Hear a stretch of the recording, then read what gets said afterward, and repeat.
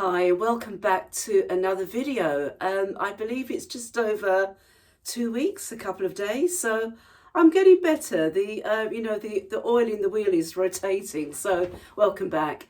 I just want to say thank you to those of you that subscribed during the last video about transactions, and for those of you that commented as well. Even if you didn't comment, just thank you for watching and subscribing. And in referring to those comments, I just want to say thank you for that, because they get me to reflect. I believe that we sharpen each other. It may be the case that you agree with what I've said or don't, or vice versa, but it's about, are we able to listen to each other and hear each other's point of view, as they call it, POV.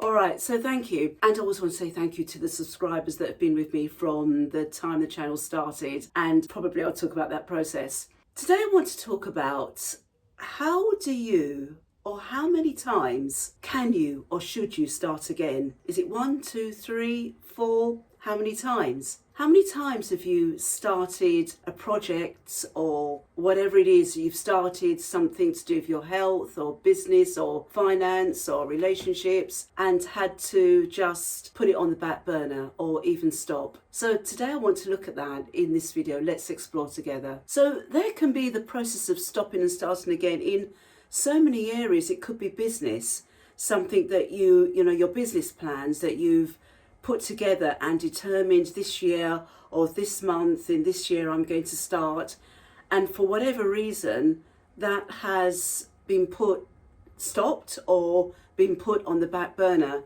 It could be something to do with your health. Perhaps you started at the gym and or you started running or doing some weights or whatever it is you're doing. Perhaps you thought, I'm going to kickstart my health and the exercise that I need, and that's come to a stop. I've got the name for the stop, which I'll talk about a bit later.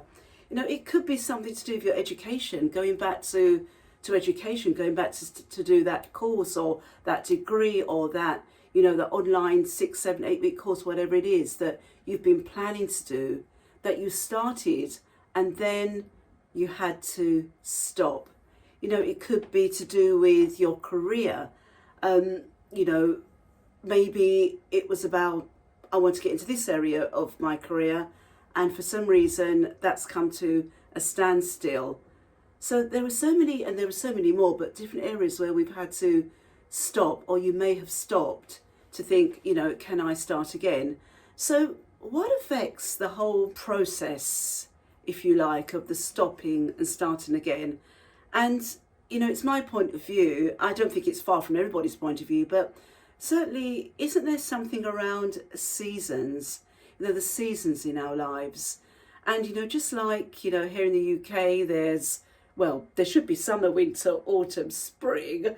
But right now we get kind of a mishmash of lots of appearances of something to do with a season. I'm sure that's not just the UK, but right now it's June and it should be flaming June, but it's like coming over something different.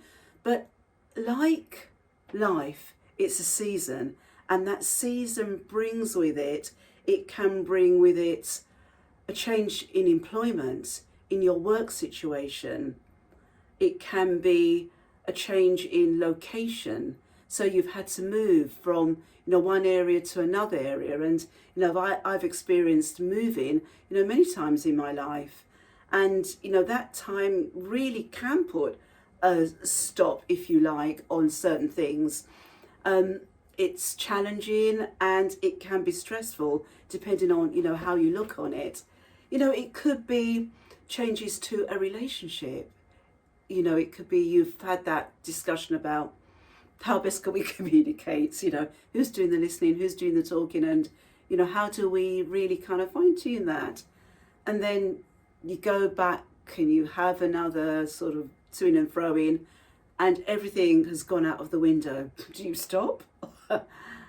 Or do you think, let's try this again? But how many times have you or that person, do you both have the patience to build on it? And that takes a lot of things which you will be thinking about. What about loss, family loss, bereavement?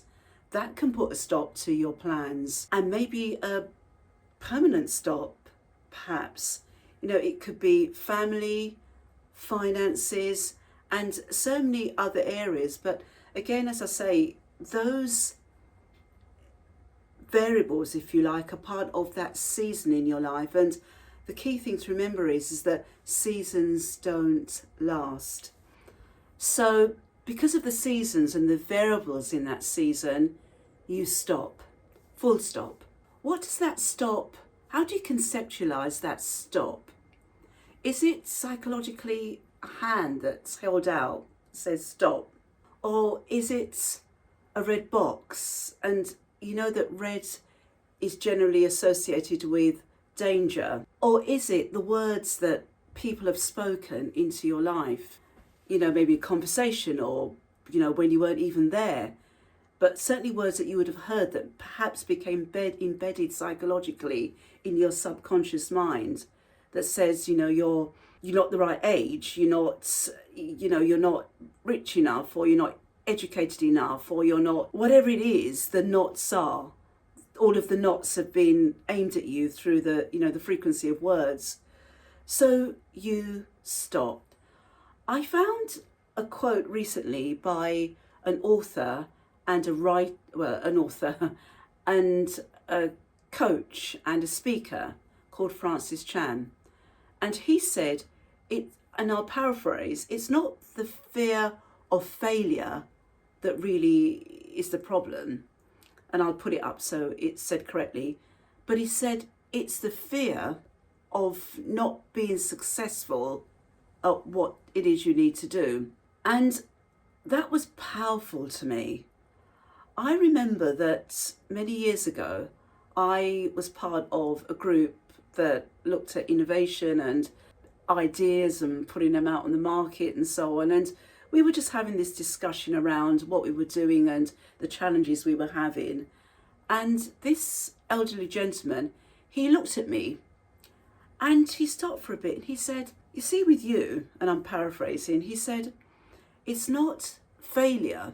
It seems to me that you're not afraid to fail. And it wasn't that he was putting me down. What he was saying was that, in other words, he was saying, it seems like you've picked yourself up every time and you've been able to take the fear factor out of the failure. So I would say when we look at this failure, think about how you conceptualize it. And even if you need to sit and write or map or whatever it is, begin to really pick out what it is, what you bring to the table around that concept of failure, and deal with it.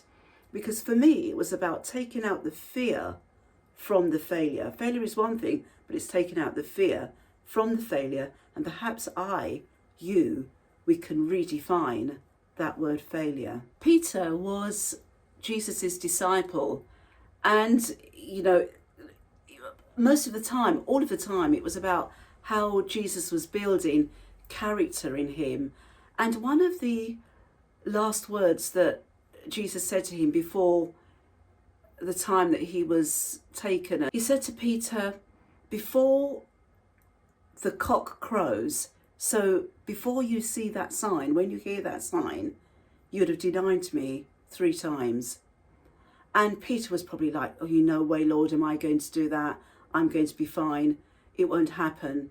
But then, as Jesus prophesied, it was absolutely the case. He denied him 3 times. So the question we should ask is, or could have asked, or have asked is, should Peter just have stopped and said, you know what, I can't do this. I haven't got what it takes. He went through mentally, physically, spiritually what he needed to go through. But later on, as we know the story, he went on to change the world.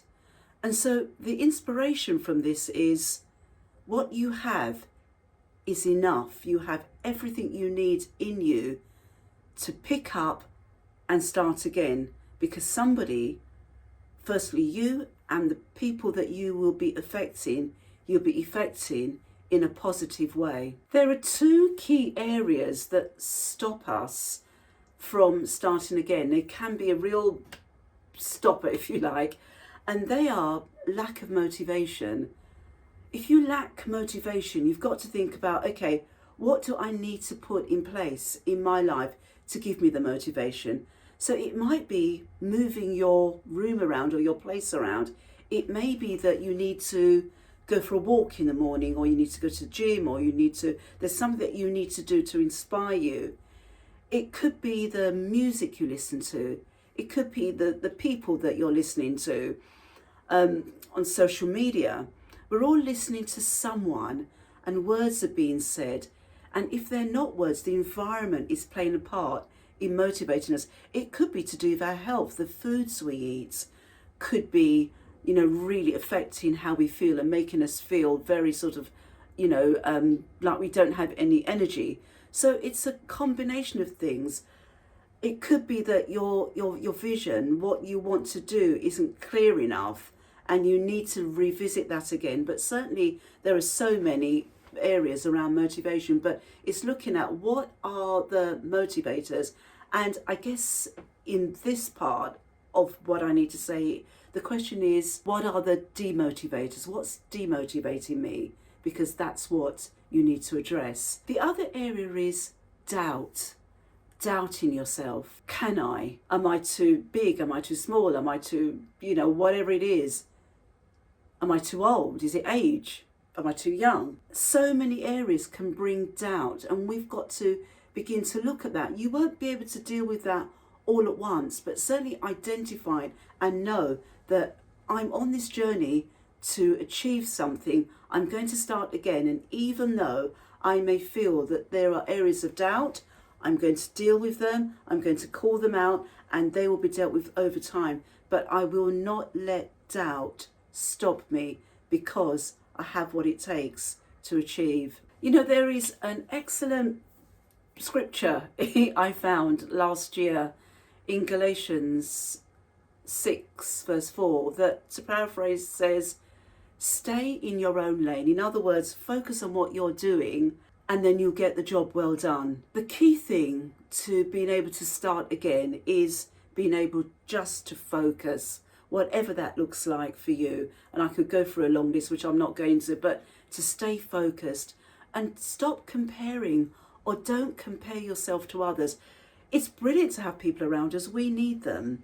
We need role models. We need, people that, are speaking to us through, audio, podcasts, audiobooks, our YouTubers, or wherever it is we get our inspiration from, members in our community, in our churches, in our family. There are people that are going to motivate us, and it's really important to have people that motivate us, that inspire us to activate a change in some way. That's so important. But where it tips is when we start to compare that person to ourselves. When you start to compare that person to yourself, what they're doing to what you're doing. Your work and their work, of course, is completely different. And even if you were doing the same thing, it's going to be different, because you're bringing something to that area of work that they are not.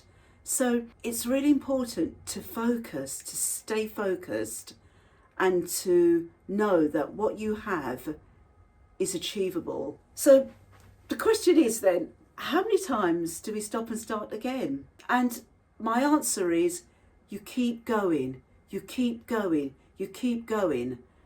There may come a time when you've done a full evaluation and a fair evaluation, and hopefully not just by yourself, but you've got somebody from the outside to look at what you're doing and say, well, maybe it's not this way, but it can be achieved in another way. So you may need to stop that to move on. But never just to stop and do nothing, to stop and give up. To stop and to reevaluate is fine, but then we go again. So I would say never stop. Keep going, keep going, keep going, because life doesn't stop. Our heartbeats don't stop. They keep going, and we need to keep going, because there's something in you that needs what you're doing, and others need what you're doing. So I just want to encourage you with that. So big thank you to those of you that have subscribed, as I said at the beginning. So please leave a comment, like, share, because like I said, it helps the channel. And I look forward to hearing from you. And I certainly will see you in the next video in 2 weeks' time. So thank you and take care of yourselves.